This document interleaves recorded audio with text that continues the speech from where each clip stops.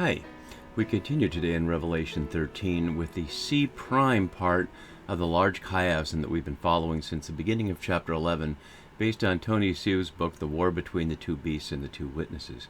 Last video went a little long there in D1 because there's so much to introduce and to look at closely in that first section of introducing the beast and all the echoes from Daniel, etc. Today's video should not be so long because we're only going to cover 4 verses. And our 4 verses, like the last ones, are parallel to the death and resurrection of the witnesses up here in the C part. Let's look at that first as we start, and so we can see how these are parallel. And so I've color-coded again the matching parts from each part of the chiasm here, so you can see that there's both a description in both of the beast coming up to make war on the saints and to conquer them, so we see that specific language. We see the specific language of peoples, tribes, languages, and nations over whom the beasts rule, and that the inhabitants of the earth will worship it, here expressed in terms of gloat over the death of the witnesses and celebrate and exchange presents.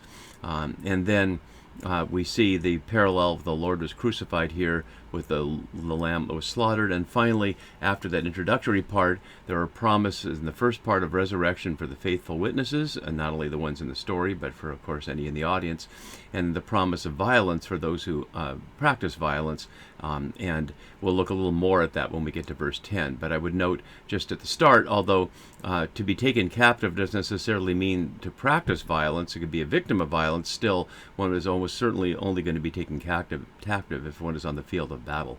Folks who are away from the field of battle are not likely to be taken captive in a war context like that.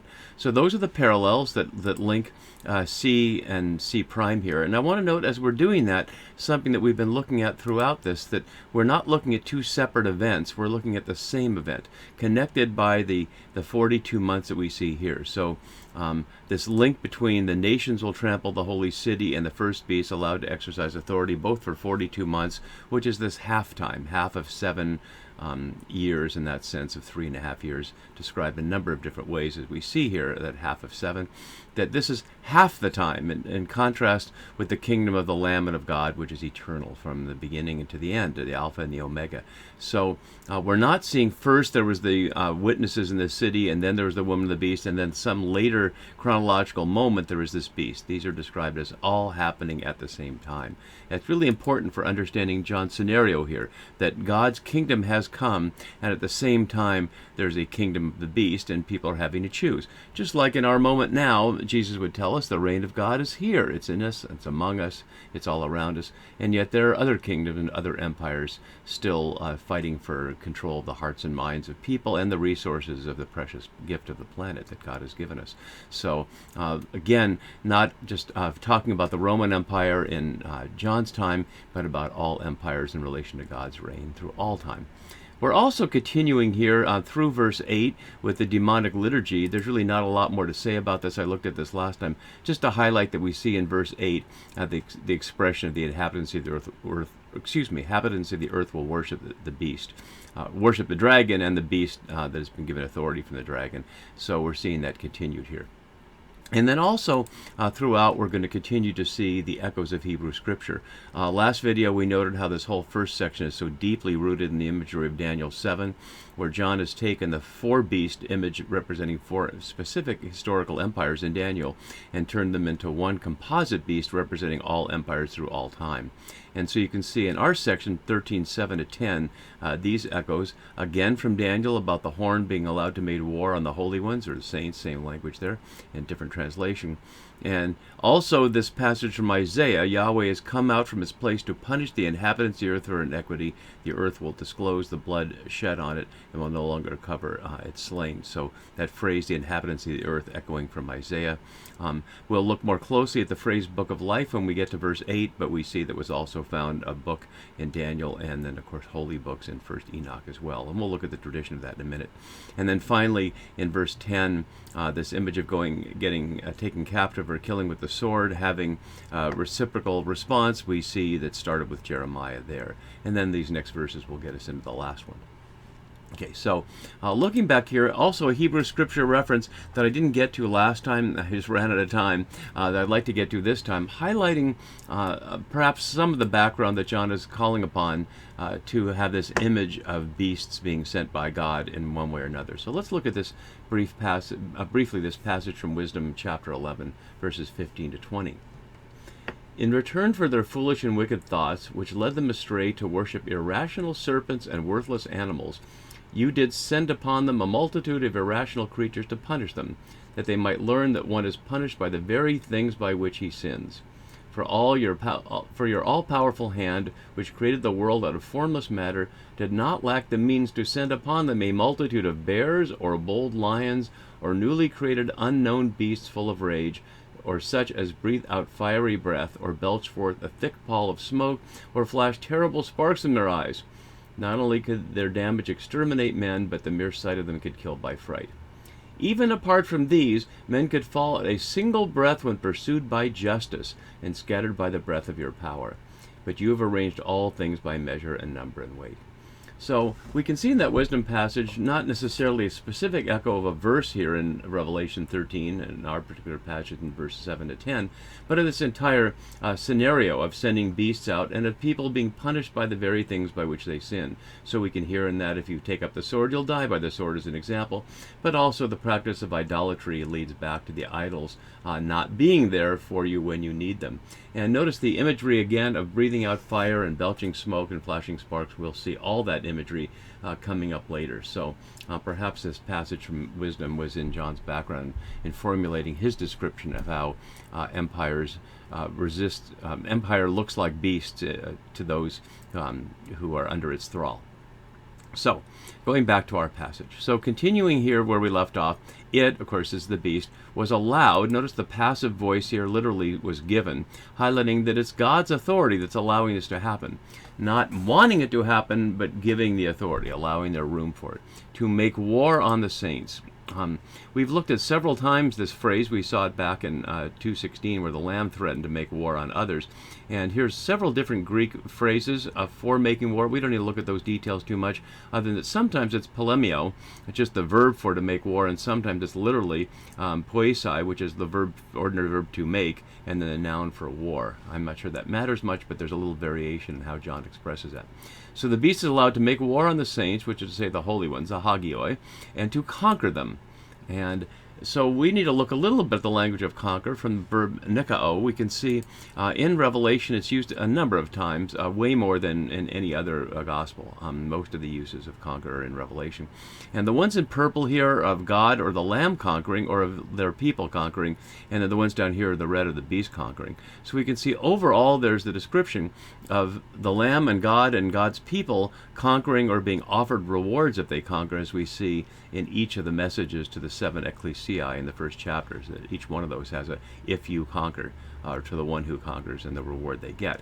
And so those are at the beginning, and then we see the Lion of the tribe of Judah, the root of David, has conquered, and we see that similar thing here in chapter 6, although whether the white horse is about the Lamb or about something else, you have to go back to our videos there, and maybe this one should be in red.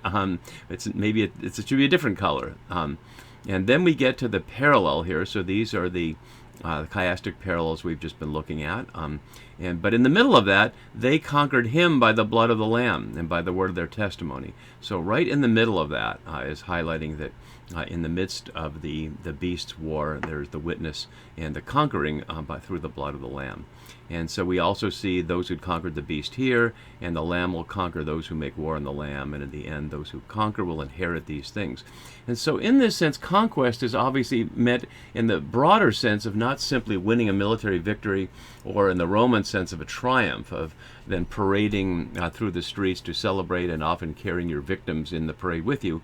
But to conquer is to say to get the better of, to win the battle. And here the battle is not the physical battle, but the spiritual battle. The battle to resist the blasphemy and idolatry that underscores the empire's power, which is what we're seeing in this chapter, that the demonic liturgy is what legitimizes what otherwise is just beastly violence, as appearing to come from God. And so by conquering, one one refuses to accept the claims of empire that their violence and lies come from God and believe only in God and the Lamb instead. And that's similar to the language we'd see in the Gospel of John, where Jesus says before he's died at the Last Supper, to take courage because I have conquered the evil one. So consistent in the book of Revelation with the language of John's Gospel that way.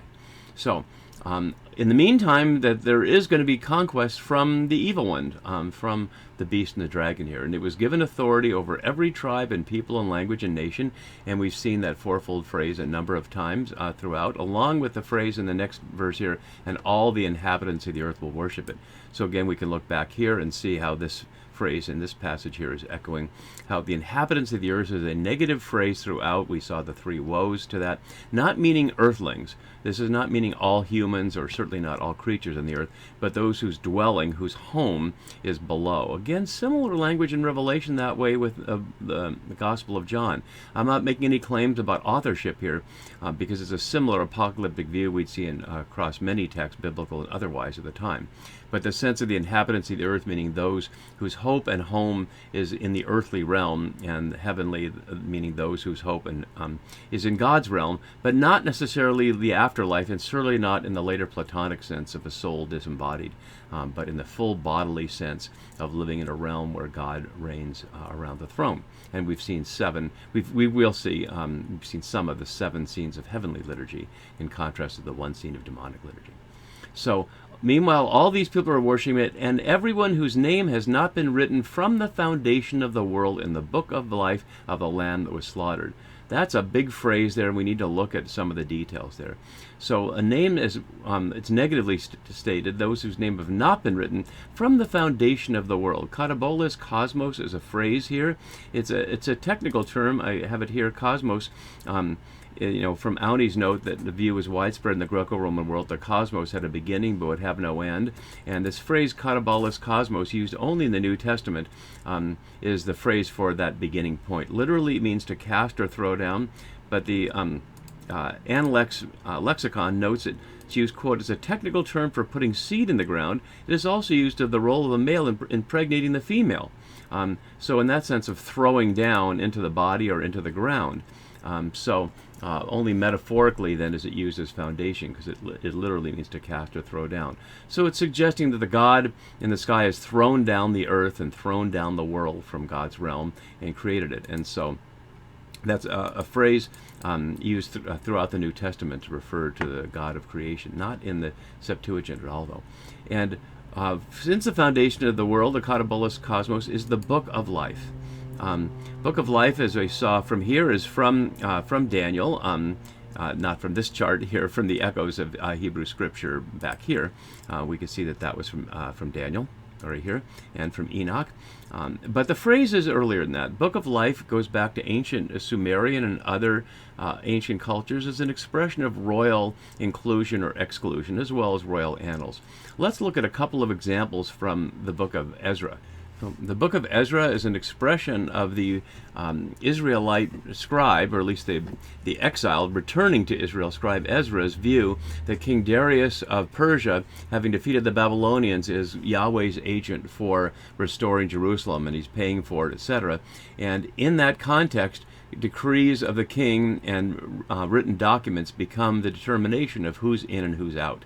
So we see here in chapter 6, a scroll was found in which this was written. And the word for scroll in the Septuagint is biblios. So book or scroll is the same word here. And so we see this description of what should be done according to the king. And then we see just a couple chapters later another one. These are the family heads, and this is the genealogy of those who went up with me being Ezra, from Babylon in the reign of King Artaxerxes, which to say only people whose names are on this list would be authorized to be part of the post-exilic community. And that continues into chapter 10, when it's stated negatively. While Ezra prays here, he names that people have married foreign women, and that has debased the community, made them impure. And so for those people to become part of the post-exilic community, they have to get rid of their foreign wives and foreign children. And then we see a little further down here, they say they've done that, and then we see the list of those here, named here, and at the end of the chapter, we see, and it's at the end of the book of Ezra, in fact, that we see after all these names, this closing, all these had married foreign women, and they had sent them away with their children. So because of that, their names are now written in that book. So we can consider those texts the book of life. They determine who's alive and who's not alive in this world. So when we go back to our passage in Revelation 13, we can see that the question of the book of life at the foundation of the world, in contrast to these temporal books written by specific kings in specific times, is highlighting whose names are in God's book, who's included there. And it's, again, as I said last time, in contrast and paradox with the sense of metanoia and the sense of that book being able to be blotted out or added to. We saw in the messages to the churches early on that names could be blotted out of the book, and similarly they can be added because people could practice metanoia, can turn away from evil and idolatry and turn toward Jesus. So there are these names written from the foundation of the world in the book, and yet names can be taken out or names can be added. So, that all who worship whose names are not in that book, the book of life of the Lamb that was slaughtered, again parallel to the one who was crucified. And then we hear, interestingly, this phrase only for the only time outside of the messages of the churches. Let anyone who has an ear listen, referring to the next verse. And it reminds us that there's much going on in these couple of verses that was parallel to those messages, including the question of the inhabitants of the earth and other things that we've just looked at. So it's curious placement here in chapter 13 that's echoing that. And then we close here with this verse again, echoing from Jeremiah 15, speaking to those who would be on the way potentially into battle with Babylon and eventually into exile. So if you are taken captive, and the word for captive here, akmalosia, as a Low-Nita lexicon says, the state of being taken as a prisoner of war and kept a captive. Hence my point earlier when we were looking at the Hebrew scripture references, or at the parallels, that this is a question of those participating in violence. So to be taken captive means that one was in the war, but instead of winning or dying, one was taken captive. So reciprocity, if you're taken captive, into captivity you go. If you kill with the sword you must be killed. And here's another thing that's surprising to have echoed here. Here is a call for the endurance and faith of the saints. Notice that it's echoed almost exactly here in 14:12. Here it's a call for the endurance of the saints, endurance translating hupomene, a word I'll look at in just a second. We've seen it before. So here is this call for the hupomene and the pistos of the saints here. Hupomene we've looked at before, but again, like everything else we've seen, the first time since the messages. So just another element of these verses echoing the messages of the churches and showing that John is directly addressing here his audience here, not just whoever might happen to be listening. Hupomene, as we looked at there, is weakly translated as endurance. I've been translating it as faithful resistance, that sense of hanging in there and staying faithful to the way of Jesus, no matter what the circumstances are. So in a way, to add pistis to this is redundant, or perhaps we're to see this as a hendiadys, a pair of words that match together in that sense of faithful resistance. And so that will set us up for the B part, the second beast, who exercises authority on behalf of the first beast, and that's a long one too, so buckle your seatbelts and we'll go there next. See you then.